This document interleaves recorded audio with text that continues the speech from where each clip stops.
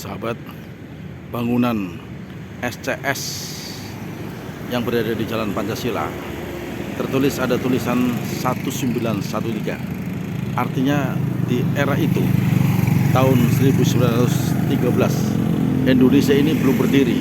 Tapi bangunan ini konon telah berdiri sejak tahun 1913 oleh Belanda. Ya, bangunan yang terdekat sama dengan bangunan ini, Waterledeng, bangunan Belanda, bangunan yang dibangun di era Belanda, bangunan yang dibangun di era penjajahan Belanda. Dan nampak di sebelah sana bangunan megah, tetapi renovasi, ya, renovasi Masjid Agung Kota Tegal yang senantiasa menjadi tempat berkumpulnya tumpah ruah. Ternyata bangunan Masjid Agung ini telah mengalami beberapa renovasi. Di alun-alun Kota Tegal sering bertemunya berbagai unsur masyarakat dari Brebes, Slawi, Pemalang, dan daerah penyangga lainnya. Kota Tegal, kota yang tak pernah tidur.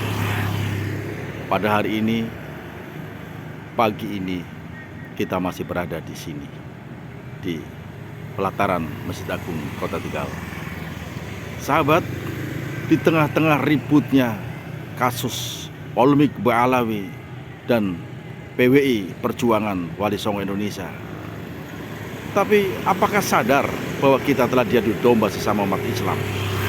Tapi apakah kita sadar bahwa kelompok lain, mohon maaf, seperti Muhammadiyah, Al-Irsyad, dan seterusnya, juga tidak pernah merecoki tentang adanya Habib atau tidak Habib, keturunan Nabi atau bukan keturunan Nabi. Tapi gara-gara satu orang yang suka menjelek-jelekan bahwa satu Habib Bahlul lebih mulia daripada 70 kiai kampung. Ini memang sangat menyakitkan, sahabat. Dengan kata-kata yang kasar ini, kata-kata yang kotor ini, membuat kelompok membangkitkan semangatnya bersatu kaum pribumi yang tergabung dalam PWI Perjuangan Wali Songo Indonesia. Lihatlah, banyak beberapa tokoh sepuh yang santun bahasanya, bahkan dikunjungi oleh ribuan umatnya. Mereka tidak pernah menjelek-jelekan satu sama yang lain.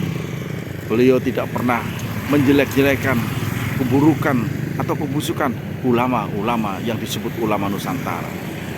Ulama Nusantara yang bagaimana? Atau ulama pribumi yang bagaimana? Yang jelas, yang sering kita dengar, ya, ada Habib yang hidungnya pesek, ada Habib yang kulitnya hitam seperti celengan semar katanya. Ini yang sangat menyakitkan. Dan beberapa kasus terjadi di daerah-daerah pemalsuan makam yang dibealawikan. Kemudian ada pembongkaran makam yang ternyata makam itu kosong. Tapi sahabat, marilah kita bersatu sesama umat muslim. Tidak boleh saling benturan, atau kita tidak sadar bahwa kita sedang dibentur-benturkan untuk berebut. Apa sih yang direbutkan? Apa sih yang dipermasalahkan?